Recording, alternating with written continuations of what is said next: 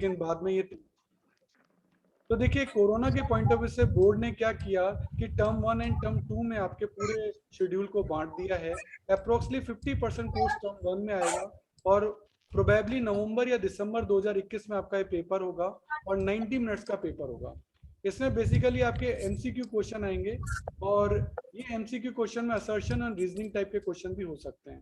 Paper जो है वो स्कूल प्रिपेयर नहीं कर रहा है, ध्यान देना, सीबीएसई प्रिपेयर कर रहा है। डेफिनेटली हमारा उसमें रोल नहीं रहेगा। हम ये सोचें कि बच्चों के मार्क्स हम बढ़ा देंगे, अभी भी सीबीएसई जो मार्क्स अलॉट कर रहा है बिना एविडेंस के नहीं कर रहा है। हम अपनी तरफ से कोई लिस्ट बनाकर उनको नहीं दे सकते हैं। तो पूरा का पूरा पेपर सीबीएसई कंडक्ट करेगा और ओएमआर शीट्स पर होगा, जिसमें कि बाद में कोई चेंज नहीं किया जा सकता।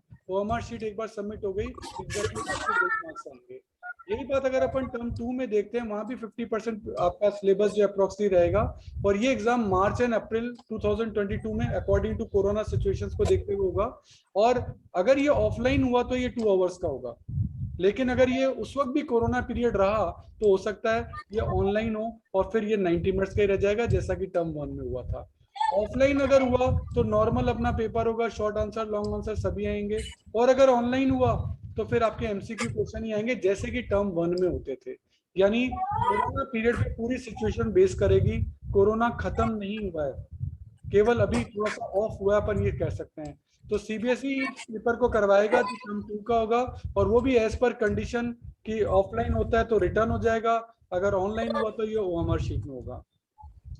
एग्जाम के लिए अपन बात करें तो एग्जाम जो है वो कोई ना कोई एक्सटर्नल सुपरिटेंडेंट अपॉइंट होगा, जो कि सीबीएसई। एक्सक्यूज मी सर, किसी का माइक इज म्यूट कर।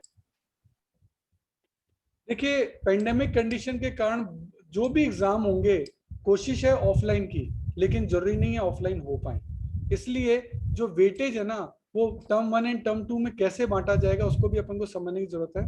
अगर टर्म 1 आपका ऑनलाइन हुआ और टर्म 2 आपका कोरोना कम हो गया और ऑफलाइन हो गया, तो क्योंकि जो सीबीएसई चाहता है कि ऑफलाइन को ज्यादा वेटेज दिया जाए, तो ध्यान देना अगर टर्म 2 आपका ऑफलाइन हुआ तो ज्यादा वेटेज ऑफलाइन वाले एग्जाम को दिया जाएगा, यानी टर्म 2 को वेटेज ज्यादा दिया जाएगा।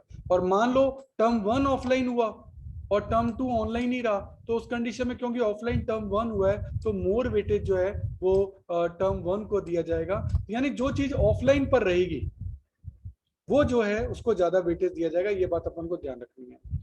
अच्छा, इफ कंप्लीट क्लोजर यानी दोनों ही टर्म आपके जो हैं ऑनलाइन हो गए, मतलब ऑफलाइन हो ही नहीं पाया, भगवान करे ऐसा ना हो, बट मान लो इस कंडीशन में हो गया, तो result would be computed on the basis of internal assessment.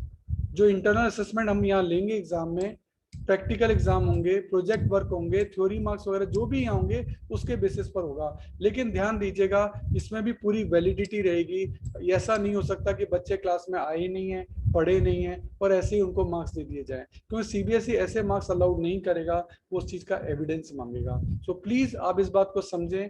पिछले जो सेशन जो हमारा 2021 हुआ है उसमें भी हमें बहुत दिक्कत आ रही है, बच्चों ने एग्जाम्स को सीरियसली नहीं लिया था, तो उस कारण से उनको डेफिनेटली कुछ ना कुछ नुकसान जरूर होगा। तो थ्रू आउट द ईयर अपन देखते हैं, अगर through out the year irrespective of term 1 and term 2 तो इंटरनल असेसमेंट को आपको बेस लिया जाएगा। 11th 12th की बात करें तो हम जो एग्जाम लेंगे एंड ऑफ द टॉपिक या यूनिट टेस्ट वगैरह जो भी है वो कंडक्ट किए जाएंगे, प्रैक्टिकल्स हैं, प्रोजेक्ट्स हैं, सब इंटरनल असेसमेंट जो है वो यहाँ किए जाएंगे। लेकिन जो भी मार्किंग वगैरह है मैं आपको बता रहा हूँ, टर्म 1 एंड टर्म 2 जो भी ऑफलाइन होगा उसका वेटेज ज्यादा होगा।